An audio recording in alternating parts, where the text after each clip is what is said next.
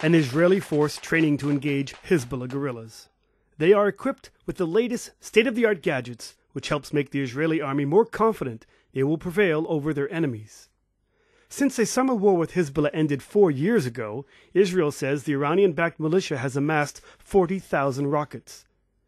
The border is quiet now, but Israeli generals have warned they would use disproportionate force to wipe out Hezbollah strongholds in any future war. Recently, Israeli military intelligence released these videos, which it claims reveals how Hezbollah was moving out of the fields and into the villages to hide their weapons and rockets among civilians. If that message wasn't clear enough, the army has now allowed to be publicized some of the new advances its forces are using in this modern battlefield. In an asymmetric war between an advanced army like the Israeli Defense Forces and a guerrilla force like the Hezbollah, the Israelis have learned that the best way to defeat them on a battlefield is to use a digitalized army. This is the way the Israeli army will fight Hezbollah the next time they go to battle. In this digital command and control center, every soldier down to the lowest grunt will be accounted for, and more importantly, the enemy will find it harder to hide.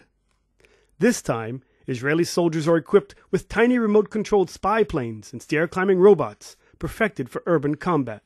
This robot enters the building before the soldiers and gives them instant information. In this low-intensity conflict time, you take it easy, you are very careful on civilians, and you are very careful on your own soldiers, because you never know who is the enemy. So you need the robot to help you out. So much sophistication can also be a double-edged sword.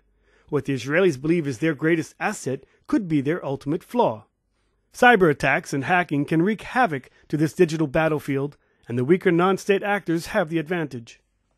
Like most modern armies, Israel is setting up its own cyber forces to defend their networks. They are being helped by local defense companies such as Elbit Systems. Hackers all over the world attacks and attack and attack.